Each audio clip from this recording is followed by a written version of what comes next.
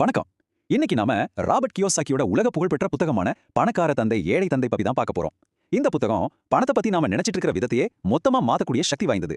சரி, வாங்க இதுக்குள்ள என்ன இருக்குன்னு பார்க்கலாம். இந்த புத்தகத்தோட மைய கருத்தே இந்த கேள்விதான். முதல்லயே நம்மள யோசிக்க வைக்கிற ஒரு விஷயம். நீங்க பணத்துக்காக வேலை செய்றீங்களா இல்ல உங்க பணம் உங்களுக்காக வேலை செய்தா? யோசிங்க. இந்த விளக்கத்தோட இறுதியில உங்களுக்கே ஒரு தெளிவான பதில் கிடைக்கும். இந்த முழு புத்தகத்தோட அடித்தளமே ஆசிரியரோட வாழ்க்கையில இருந்து இரண்டு அப்பாக்களை பத்தினதுதான். ஒருத்தர் இல்ல, ரெண்டு பேர். ஆனா பணத்தை பத்தின அவங்களோட ஐடியாஸ் அப்படியே நேர் எதிர். அதுதான் ஆசிரியரோட வாழ்க்கையை வடிவமைச்சிருக்கு. ஒரு பக்கம் பாத்தீங்கன்னா ஆசிரியரோட சொந்த அப்பா நல்லா படிச்சவர், ஒரு அரசு வேலையில இருந்தாரு. ஆனா வாழ்க்கை முழுக்க பணத்துக்காக ரொம்ப கஷ்டப்பட்டாரு. இன்னொரு பக்கம் அவரோட நண்பரோட அப்பா பெருசா படிக்கல, ஆனா ஒரு பெரிய தொழிலதிபர். எப்படி எப்படி இந்த ரெண்டு பேருக்கும் இவ்ளோ பெரிய வித்தியாசம் வந்தது? இந்த ஒரு வரிதான் அவங்க ரெண்டு பேரோட நிதி தத்துவத்துக்கும் நடுவுல இருக்கிற மிகப்பெரிய வித்தியாசத்தை பளிச்சுன்னு காட்டுது. விஷயம் சும்மா சம்பாதிக்கிறதுல இல்ல, அந்த பணத்தை எப்படி நமக்காக வேலை செய்ய வைக்கிறோங்கிறதுல தான் இருக்கு. சரி, அந்த பணக்கார தந்தை கத்துக் கொடுத்த ரொம்ப முக்கியமான பாடம் என்ன தெரியுமா? அது ரொம்ப சிம்பிளான ஆனா ரொம்ப பவர்ஃபுல்லான ஒரு விஷயம். சொத்துக்கும் கடனுக்கும் உள்ள வித்தியாசத்தை புரிஞ்சுக்கிறது தான் அது. முதல்ல சொத்து, அதாவது அசெட்னா என்னன்னு பார்க்கலாம். புத்தகம் இதை ரொம்ப எளிமையா சொல்லுது. எது ஒண்ணு உங்க பாக்கெட்ல பணத்தை கொண்டு வந்து போடுதோ அதுதான் சொத்து. அவ்வளவுதாங்க. உதாரணத்துக்கு ஒரு வீடு வச்சிருக்கீங்க, அதுல இருந்து மாசம் மாசம் வாடகை வருதுன்னா அந்த வீடு ஒரு சொத்து. நீங்க பங்குகள்ல முதலீடு செஞ்சு அதுல இருந்து டிவிடெண்ட் வருதுன்னா அதுவும் ஒரு சொத்து தான். ஏன்னா இது ரெண்டுமே தொடர்ந்து உங்க பாக்கெட்ல பணத்தை போட்டுட்டே இருக்கு. இப்போ இதுக்கு அப்படியே ஆப்போசிட், கடன், அதாவது லைபிலிட்டி. எது ஒண்ணு உங்க பாக்கெட்ல இருந்து பணத்தை வெளியே எடுக்குதோ அதுதான் கடன். இதுவும் ரொம்ப நேரடியான ஒரு வரையறை தான்.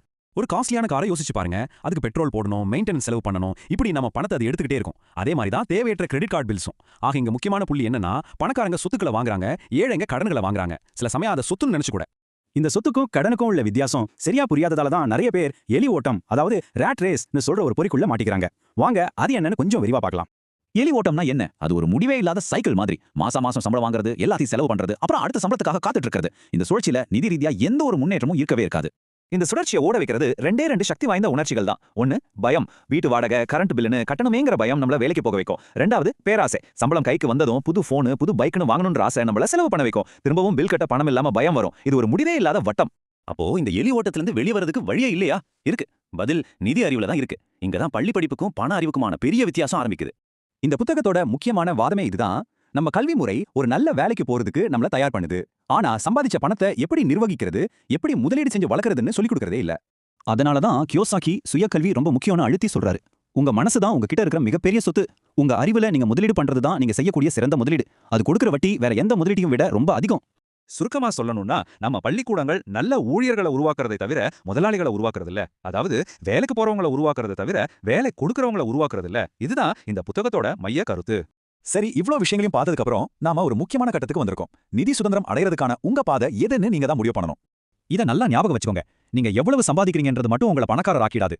அதுல எவ்வளவு உங்ககிட்ட தங்குது, அதை நீங்க எவ்வளவு காலத்துக்கு வளர வைக்கிறீங்கன்றதுல தான் உண்மையான செல்வம் இருக்கு. இதுதான் அந்த பணக்கார தந்தை கத்துக் கொடுத்த பாடம்.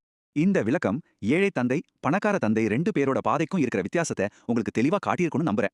இப்போ நீங்க உங்களையே கேட்டுக்கோங்க, இந்த ரெண்டு பாதையில நீங்க எந்த பாதையில பயணம் செஞ்சுட்டு இருக்கீங்கன்னு யோசிங்க. உங்க நிதி பயணத்தை திட்டமிட இதுதான் சரியான நேரம்.